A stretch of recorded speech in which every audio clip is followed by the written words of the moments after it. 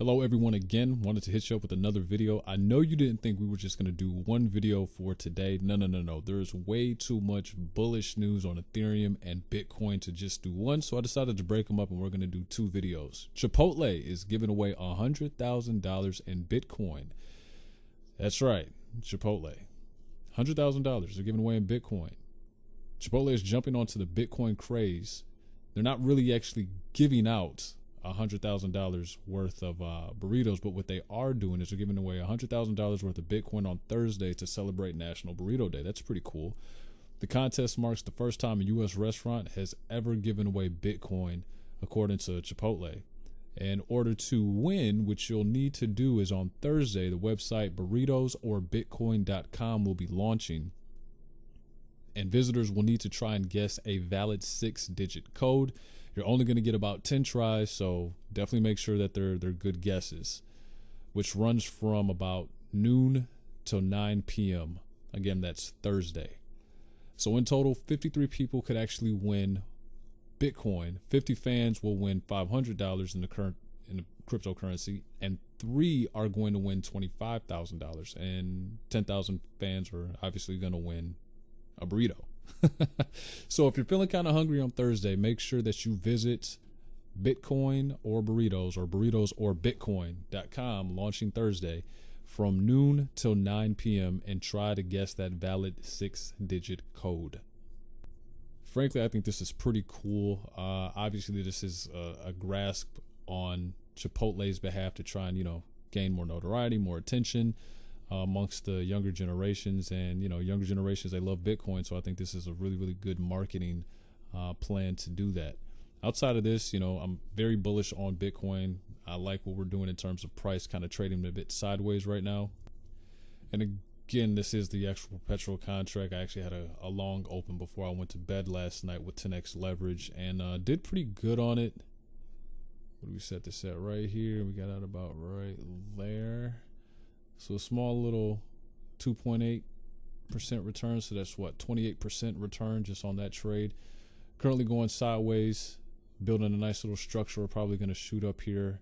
I have all the confidence in the world that when Bitcoin finally decides to make its move, we're obviously going to go way beyond the last all-time high. We're probably going to go around 65. And if we touch 65, we're definitely going to go to every bit of 70,000. And in more bullish news for the king of cryptocurrencies, Bitcoin's market cap exceeds Canada's M1 money supply again. The Bitcoin market capitalization once again sufficient to cover the M1 money supply for either Australia or Canada. That is absolutely insane. That means there's that much money in Bitcoin where they could cover the whole entire M1 money supply for either one of those countries. Absolutely ridiculous. Another day of gains for Bitcoin has seen the price of the largest cryptocurrency by market capitalization go beyond the $1.1 trillion mark. I actually think that puts them in like the third largest cryptocurrency, or the third largest currency in the world. That's nuts. The market capitalization growth now means that Bitcoin's market size has surpassed Canada's M1 money supply, which stands at $1.104 trillion, according to data from the CEIC. So, yeah, I mean, I think if you've been in cryptocurrency any elongated period of time, you've heard the reports, you've heard the stories, the legends that, hey, one day Bitcoin could get so big that it will actually start to absorb countries' currencies, and that's exactly what we're having now.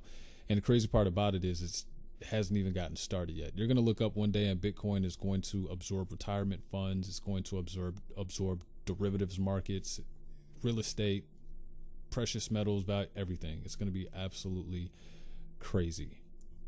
When we actually talk about M1 money, what are we talking about?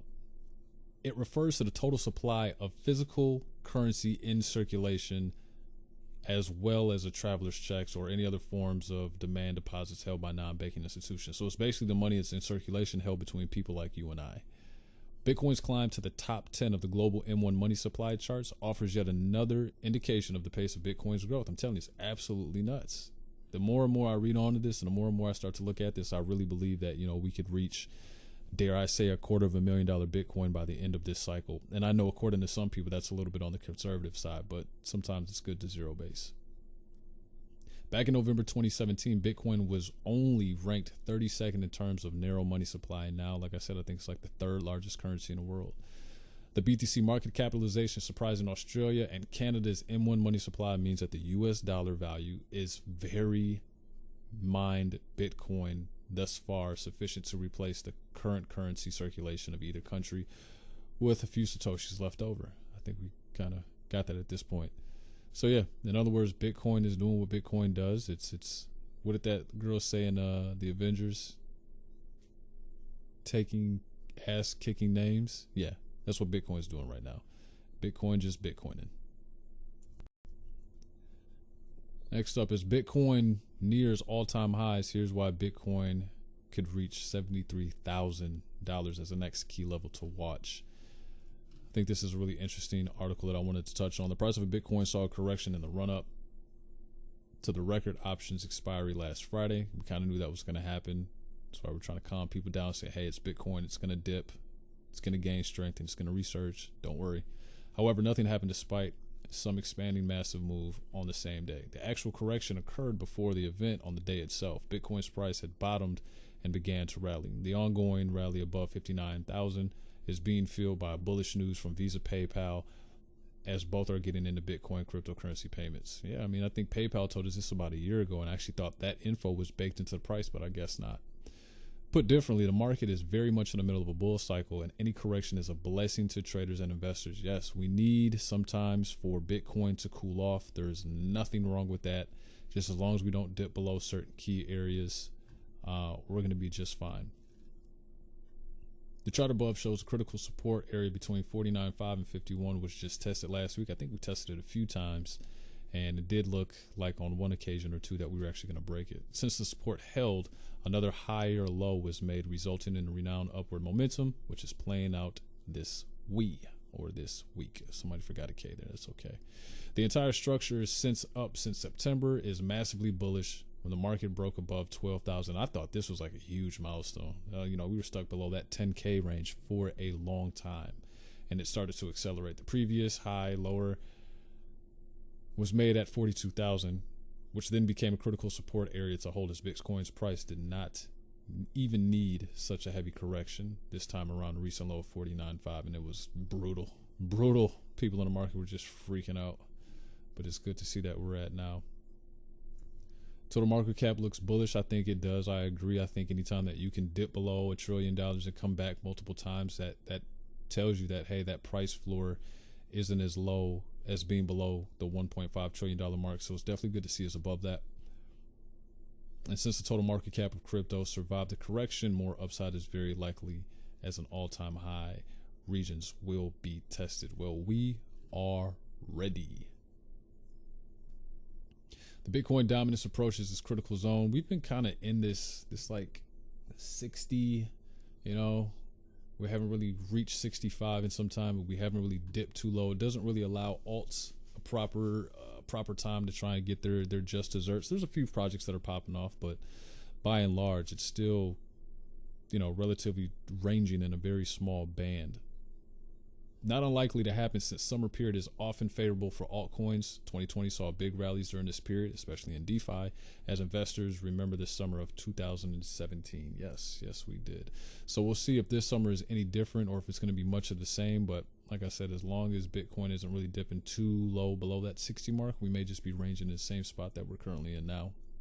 Want to get into some on-chain metrics, adding on to the fundamental information that we've already covered in this video. One reason why I'm very bullish on Bitcoin in terms of it reaching an all-time high, and which is why I'm definitely getting ready to open up more longs here, is the total hash rate.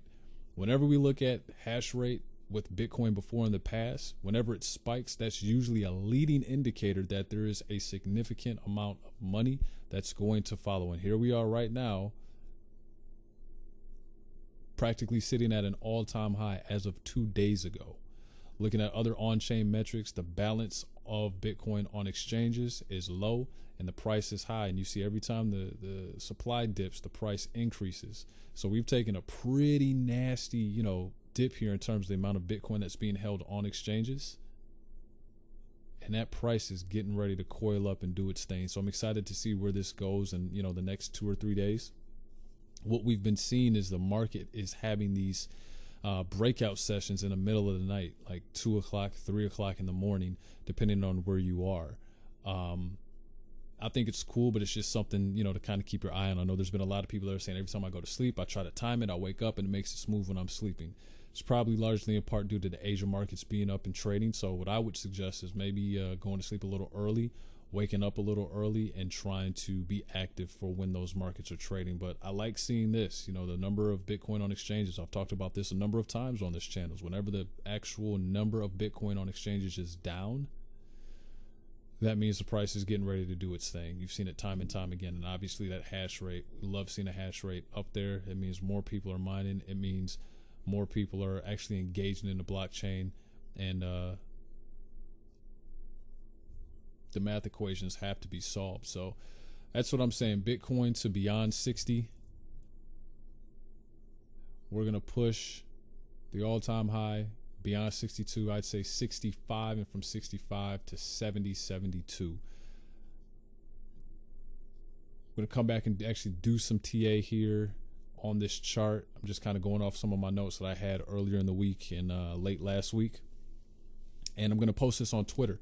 So if you're not following me on Twitter, definitely be sure to do that. You can follow me on Twitter at CryptoGlenn. We're always talking crypto, NFTs, DeFi, stuff like that. Sometimes I just post very quick information that, you guys might be able to find useful. So yeah, definitely follow me on Twitter. I put this up here today. I imagine this is what it feels like when you acquire 6 Bitcoin. So from now on, we're going to start referring to if you hold 6 Bitcoins as an infinity gauntlet.